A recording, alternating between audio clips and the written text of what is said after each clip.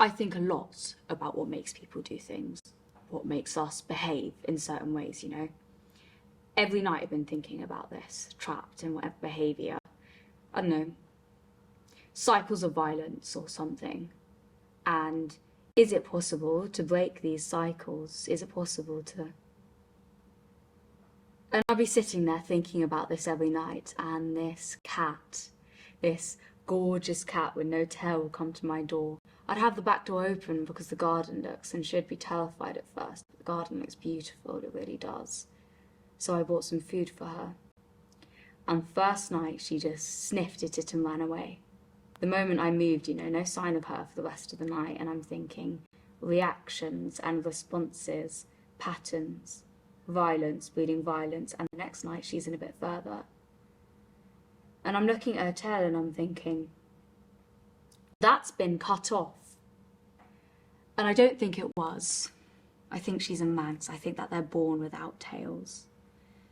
The next night she's further in, and I'm beginning to get used to this. I'm beginning to look forward to it.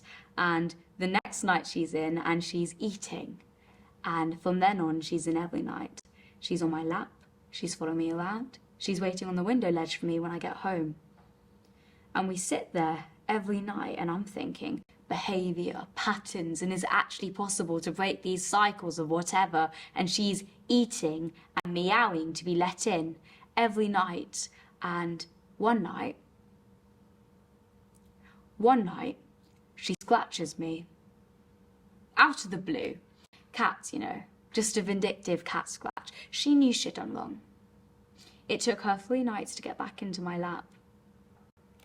And I'm stroking her, thinking warm, delicate, you know.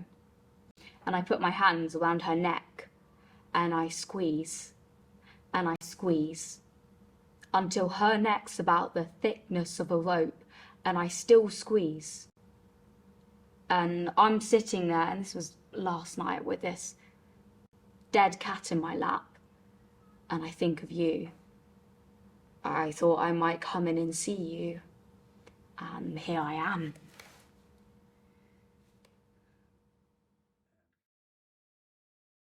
My name's Sheetal. I'm currently auditioning for drama schools, and I'm just starting my career in the film industry, hopefully. So it's from a play called After the End. It's by Dennis Kelly. Mark and Louise get trapped in a bunker because of this supposed apocalypse. In reality, Mark has kidnapped Louise. This monologue takes place right at the end of the play. And Louise is basically describing this story about a cat to Mark. And it almost serves as a metaphor for their relationship. It's my go-to monologue now. So I've used it for a lot of things. I just really liked, I remember when I first read it, I was shocked by the ending. I wasn't expecting it to go that way, and I think that kind of drew me into it. Like, when I'm usually performing that speech, it's always about like Mark, the character, and what I'm trying to do or tell to Mark, and my intention on Mark and who is this person.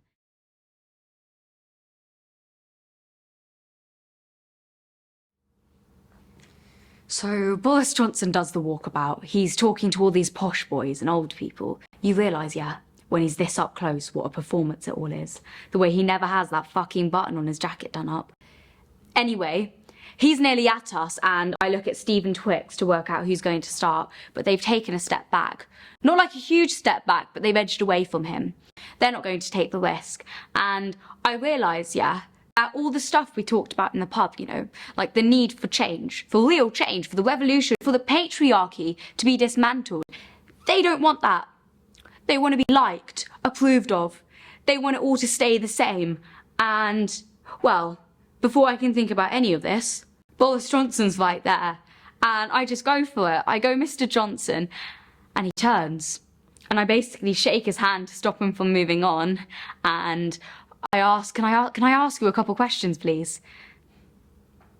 Do you have any idea what you and your party have done to this country? From the politics of austerity to these things you say that genuinely, and I'm talking, and he's looking at me, and my stomach's doing this thing of like convulsing and stopping me from speaking, and my lips are tense in the way like when I'm about to cry, and my voice is gone. And he looks at me. And he goes, "Are you okay?" All sort of kind. Before anyone can say anything, I just go.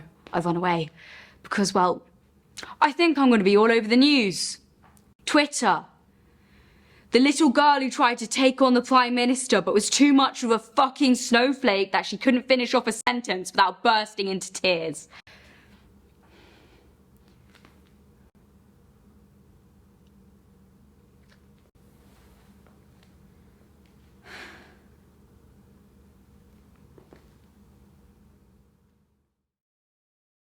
So it's from a play called Snowflake by Bartlett.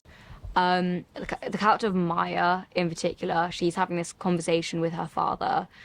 And it's quite... I like it because it's a very strained relationship. And recently I've kind of been interested in, like, polarization, like in politics specifically.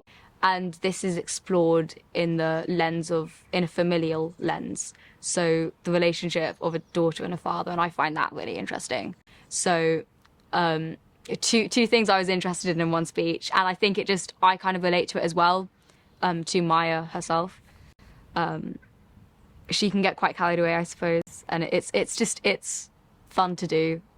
And I like taking her character really, really seriously, and sometimes it becomes funny and sometimes it becomes dramatic, so I think it can go either way. Like the way she goes on to say, "Oh, those posh boys and old people," like I've definitely like a few times been like, "Oh," but like I think like it critiques that. The reason why I chose that speech is because it resonated with me.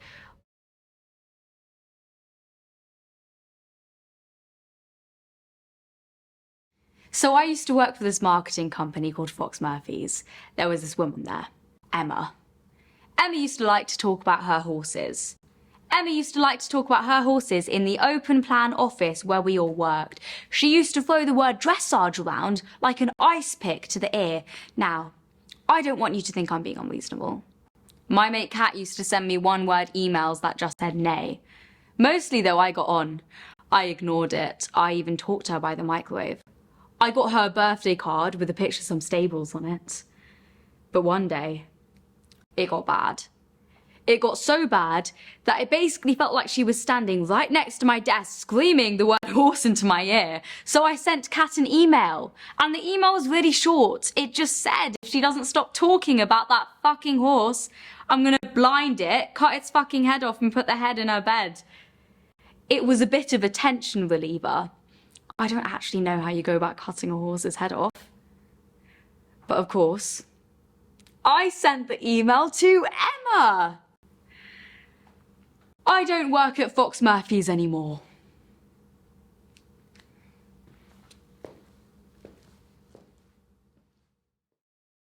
Yeah, it's from a performance piece called The Oh Fuck Moment by Hannah Jane Walker. There's not really any characters in it, I believe. It's kind of just a series of like thoughts almost. I've only used it a few times. It's a comedy speech, and like I don't usually do comedy, it's really funny just naturally, so that's why I kind of like that in particular. Also I relate to it. There's that whole thing of like, oh, we're always moments in life where we completely fuck up and it's our fault.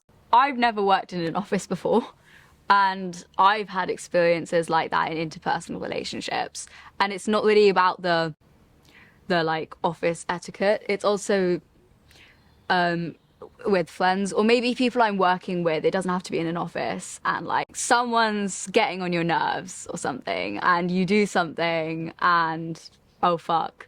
I think it resonates in any workplace. It doesn't have to be an office.